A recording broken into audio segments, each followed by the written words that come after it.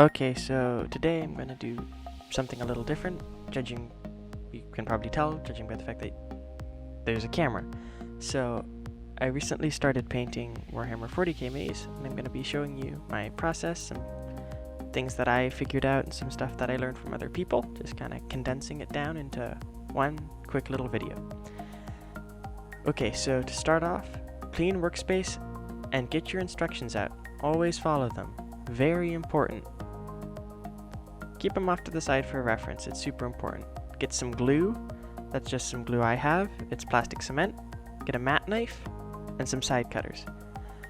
Both of those will be really useful to making your models look much better. So take the little sheet, find the part that you need to cut out. Every part is numbered, just look carefully, make sure you're getting the right part. When you're cutting your parts, make sure to cut away from the part. So what I mean by that is make sure that you're not cutting right up against the part, because you'll put stress on the part and maybe little lines will show up. You can see I'm cutting very far away from the actual part itself. Another note is to make sure you actually know the shape of the part you're cutting. Some parts, especially on the torsos, have sticks that come out of them, and those sticks are where the arms go.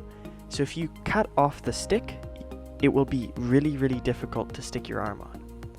Once you've got your parts cut out, take your little X-Acto knife and cut off the excess. So you can do this super precisely, and just be careful though, because it is an extremely sharp knife. There are little almost bumps that are left over afterward. Just shave those down very slowly and carefully, and just generally be careful when you're using the knife. Cut off little bits is better than big bits. What I'm doing now is using either the back or the sharp edge of the blade, run the blade along creases in the model left from where the plastic kind of spooged out the side of the mold. These lines are really small, but if you don't do this, you'll end up with a model that looks plastic and not like an actual mini, and this is just a way you can really improve the quality of your model. Here I'm also cleaning up just some more of those little stressed points from where the side cutters cut off the plastic. As far as cleaning the little lines off go, imagine almost like you're using have you ever seen how people used to shave with the big long straight razors? It's the same idea. You're dragging it across and it's just slowly taking off eensy beensy little layers, and that's how you get a really smooth surface on the places in your model that aren't smooth. Certain parts, especially on the Space Marines for Warhammer 40,000, are kind of like backpacks, and those help sandwich the head peg between the front of the body, kind of the torso with the legs off the bottom of it, and the back of the body, this backpack. And same thing goes for every single part you cut out. You gotta clean it. You gotta get all the little nubbins off and all of the little lines off. Using a cutting mat as a sort of solid point off of which you can get leverage to cut little bits off is a good idea, just so long as you make sure to not warp the plastic of your mini, because that's not going to be fun and the mini won't look as good, or it won't be able to go together as well. Okay, so a really fiddly part of the mini is getting the head on. So it's kind of blurry here, but there's a flat part on the peg, kind of neck of the head, that then fits into a matching flat part on the semicircle in the front of the body. It doesn't like click or anything, it just holds there, and that gives you the angle of the head, because lots of the times the minis are looking at something, or they're pointing at something, or their heads are just always going to be facing a specific direction. So when you're putting your mini together, you're also going to want to use glue, and I use a plastic cement, so it literally bonds the plastic together. It's not an adhesive, it's a bonding agent, and it is not something you can undo, So you have to be really, really careful that you're putting stuff together the right way, or else it won't come apart again because it's one piece of plastic now. And sometimes on the 2 pegs in an Astartes, you have to squeeze really, really hard to get it to line up just right. And that's okay. If you can't get it all the way together, that's also fine. You can cover that up in painting. It's just the more stuff you have to cover up in painting, the lower quality your final product will be. So just keep that in mind when you're assembling stuff, that you really are just laying the groundwork.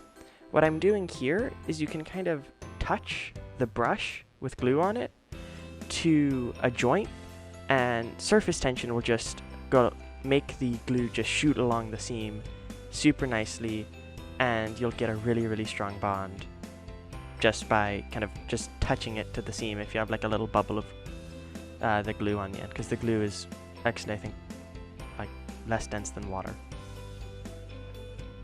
So continue cutting out all of your parts, making sure to clean them all up. In the same way, make sure to not stress any of them too much, make sure to get all the seams off, and once you've done all that, and you've put your part together, you're ready to start painting. Another part of the mini assembly that can be, I don't know, I guess you could say a little bit fiddly or kind of weird, it's different than the rest of putting the mini together, is the base. So all minis have a base size, and sometimes they adhere to the base in different ways. Flying minis have a peg that you have to super glue on, but putting the base on is pretty straightforward. I like to glue it on from the underside if at all possible. That just eliminates any sort of melting that could happen on the top of the base. Here I don't do that, but I try to keep most of the adhesive on the underside. Again, the same trick where using surface tension to have the glue get kind of sucked along the seam of the mini works super duper well, especially on these ones that have a slot in the bottom. Okay, so now we have to go to painting, and I'm sure some of you are wondering whether or not you should trust my advice on painting because I am new to the hobby. And while I am new to the hobby, and while there are times I mess up, most of the things I do when I'm painting is stuff I've learned from other people.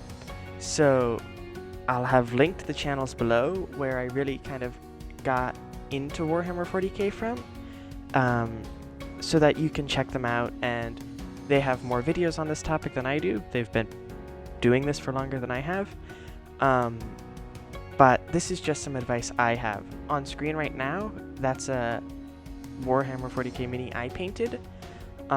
So if you want your mini to kind of look like that, it's a pretty basic painting job, but it looks alright, and I like the way it looks. I kind of like the classic look, and if you like the classic look too, that's what I'm going to be going over in this video. So the mini I'm going to be painting today is not the mini I just built. I'm going to be painting this Space Marine Reaver Commander, or Sergeant, and the reason for that is he has his face and hair exposed, and that's something I don't think enough videos cover, is how to paint Space Marine faces and hair. I saw like one video that covered it. So the paint kit I have is the Citadel Essentials, and we're going to be using almost every paint to paint this mini. So we're going to need, I'm going to show them to you in a second. Yeah, there we go. We're going to need Bugman's Glow. That's a super important one. We're going to need to use this gold color. I forget what it's called. We're going to need to use Agrak's Earthshade. That's super duper important. We're going to need Armageddon Dust. That's a texture. We're going to need to use this black color, and I'm not sure if it's Abaddon or Abaddon. Not 100% sure. And we're also going to need to use this red, and Mephiston Red. That's what it's called. In addition to that, some Ceramite White, specifically for this one. Not all Space Marines use Ceramite White. And of course, because we're painting Ultramarines, we're going to need that blue. I forget what it's called. After getting your brush a little bit wet, not sopping wet, just damp, grab your base coat. And this is going to be, in this case, the blue for the Ultramarines. You can have kind of multiple bases, but this is a pretty good undercoat for most of the stuff we're going to be doing, because it really is the primary color in the armor. So when you're painting, just be careful. Little bitty strokes. Don't paint stuff you don't intend to be that color. So things like the big armor plates you can paint with this blue, but I wouldn't recommend painting the face or hair blue, or the weapon blue, or the sword blue. Just paint the stuff that will be blue in the end blue, and things will turn out pretty well. So for painting the face, you're gonna need to grab Bugman's Glow, and that's gonna be the skin tone. It works out really nicely as long as you do multiple coats of it, because otherwise you can end up with a face that looks a little bit blue, and that isn't actually super great. Be careful not to paint the hair Bugman's Glow though. It's not the end of the world if you do. You just might need to do a few more coats on the hair afterward. So on the subject of hair, you're going to need to paint the hair next. Use the person whose name starts with A black, because I don't know how to pronounce it, and just the same thing, careful strokes. Don't paint places you don't want the paint to be. Just be super careful, please.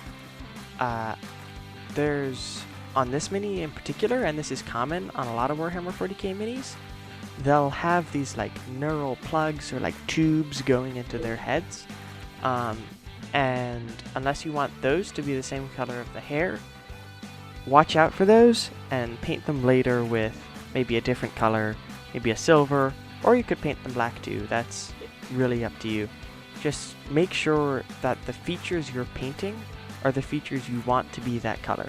Really think about how you want your mini to look before you start putting a coat of paint on.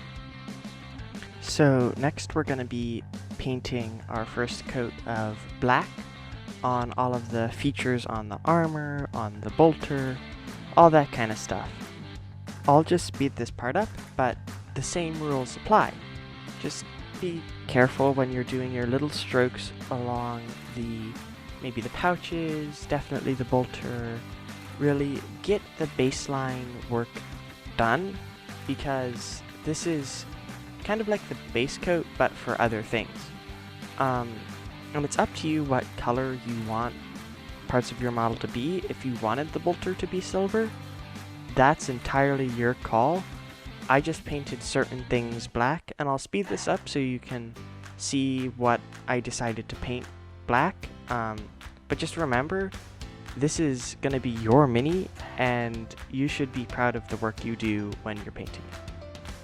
And in that vein as well, I know this is going to sound super nerdy, but try and come up with a story for your mini, and I'll talk about this later, but there's certainly things that you can do on your mini to kind of tell that story, because Warhammer is a tabletop game, but it's also a game that has lots of lore in it, and many, many books that are great stories that I highly recommend reading. So try and come up with your own little small story for the mini as you're painting it. It's super fun.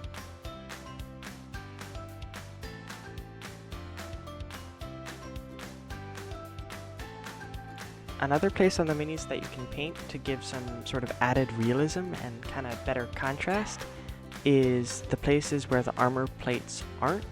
So there's kind of this ribbed material on the minis, and if you paint that a different color, it gives you some pretty awesome realism in the minis, right? It makes it seem like the armor is made up of multiple different parts and materials that all make up this whole that is the armor.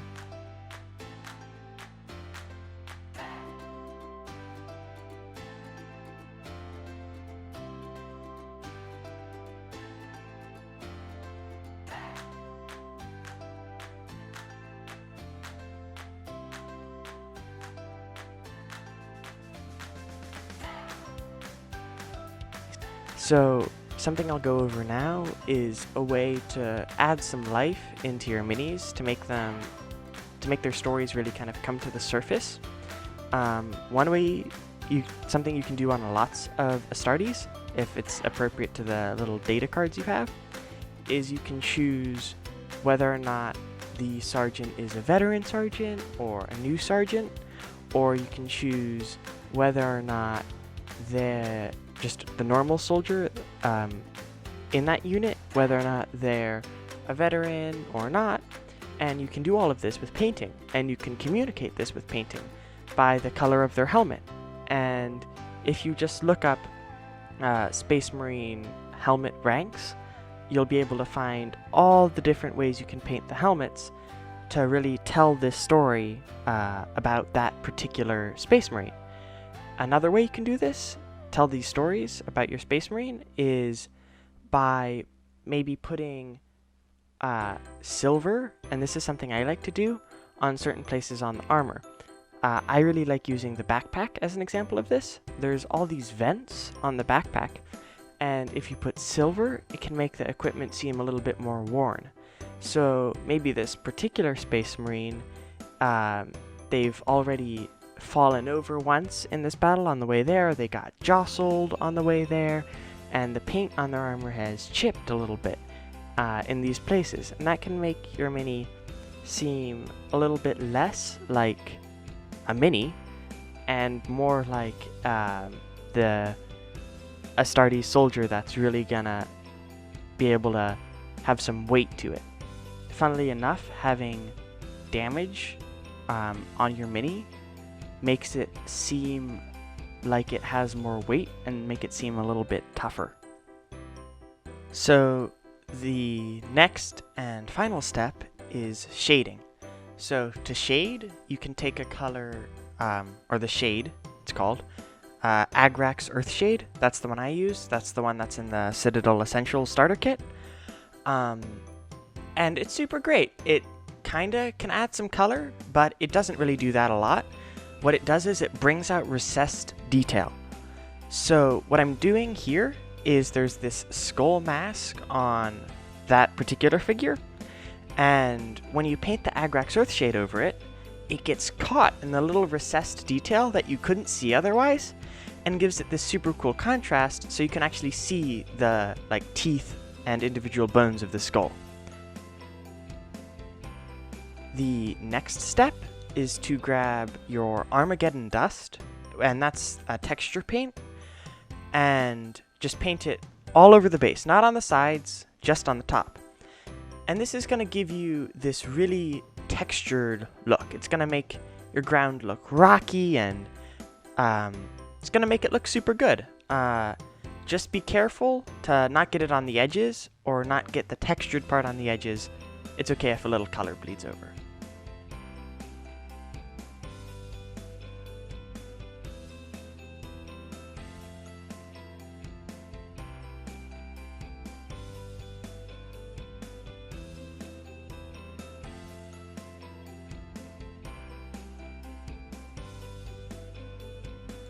I promise this is the final step.